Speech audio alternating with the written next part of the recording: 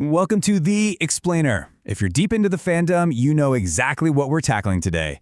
We are diving into what is arguably the ultimate battle debate in all of Star Wars lore. We're breaking down exactly why Revenge of the Sith Anakin Skywalker definitively defeats his heavily armored cybernetic counterpart from Maul Shadow Lord. Look, for expert fans familiar with the combat terminology, this matchup is always sparking debates. We've got two versions of the exact same man, but at wildly different points in his physical and psychological journey. Does the raw kinetic potential of the Chosen One beat the terrifying mechanical juggernaut he eventually becomes?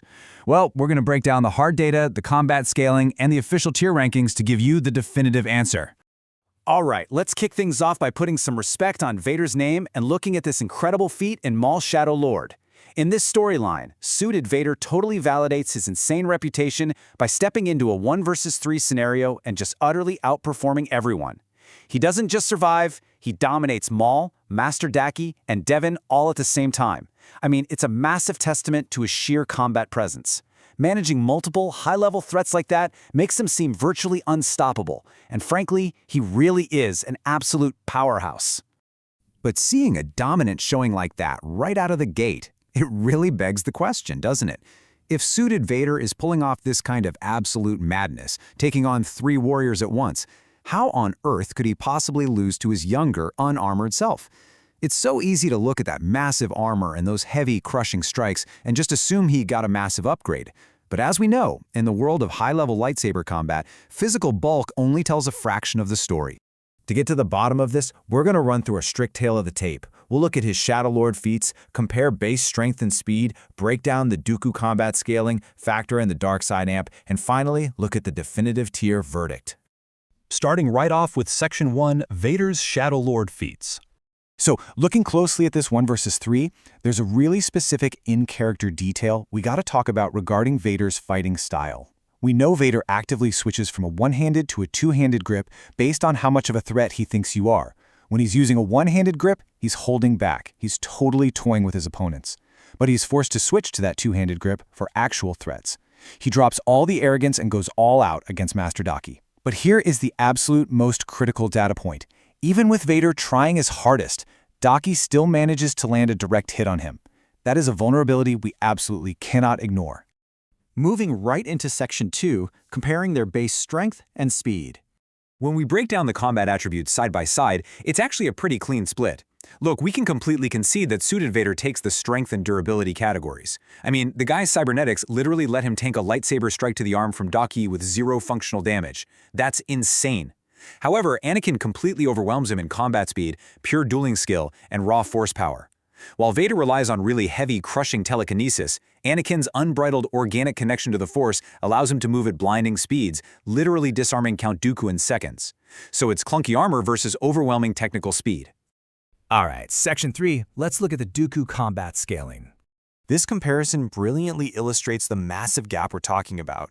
On one side, you've got Anakin practically low-diffing and disarming Count Dooku, who, let's be real, is one of the most elegant, precise duelists in galactic history.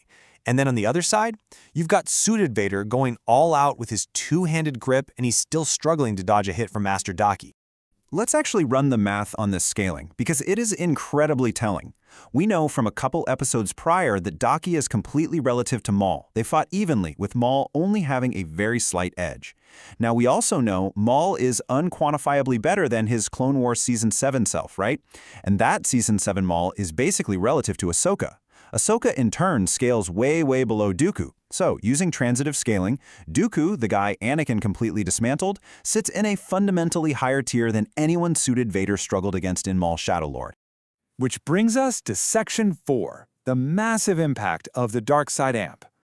Okay, in his base form, Anakin is already top tier, easily keeping pace with Dooku. But the exact second he taps into his first dark side amp, it is game over. He disarms Dooku in seconds. And what's really wild here is that he mathematically pushes beyond his normal limits by gaining 3 total dark side amps throughout Revenge of the Sith. It's an astronomical, exponential kinetic boosts that a rigid, cybernetic fighter just physically cannot track. And finally, Section 5, the final tier verdict. If we want to get completely objective about this, we have to look at the official framework from Nick Gillard, the stunt coordinator who literally designed all the prequel combat. He separated these characters into strict numerical tiers. This isn't just fandom speculation. This was the actual law behind the scenes that dictated combat superiority. And understanding the gap between these tiers is exactly what puts the nail in the coffin for this debate. When you map it out, legendary top-tier duelists like Dooku and Maul, and by extension Daki, are firmly hard-capped at Tier 8. They are amazing, for sure, but they have a strict ceiling. Anakin, though, fueled by those dark side amps, he undeniably shatters that ceiling and breaks right into Tier 9. That is the absolute pinnacle, putting him up there with Force gods like Sidious and Yoda. Gillard actually explained this Tier 9 jump in a pretty hilarious way. He said Anakin's dark side amp acts like, well, Force LSD. I know, it's a wild analogy, but it totally hits the nail on the head. It artificially pushes his kinetic speed and precognition to a level he normally wouldn't reach. So while suited Vader and Shadow Lord is an absolute tank, he's still struggling against Tier 8 guys like Daki. A Tier 8 simply cannot touch the blinding, Force LSD-fueled ferocity of a Tier 9 Anakin. His peak is just fundamentally higher. So what's our ultimate takeaway from this explainer? Yes, Vader's 1 versus 3 showing in Maul Shadow Lord is an incredibly impressive feat. But Anakin's raw reaction speed, his dueling mastery, and that undeniable Tier 9 scaling mean he takes this fight with low difficulty. But looking at all this data, it leaves us with a kind of tragic question to end on. If suited Vader is permanently, physically capped by his heavy cybernetics and life support armor, could he ever truly reach that Tier 9 pinnacle of lightsaber combat again? It's something that really frames the whole tragedy of his character. Thanks so much for joining me on this explainer, and I'll see you next time.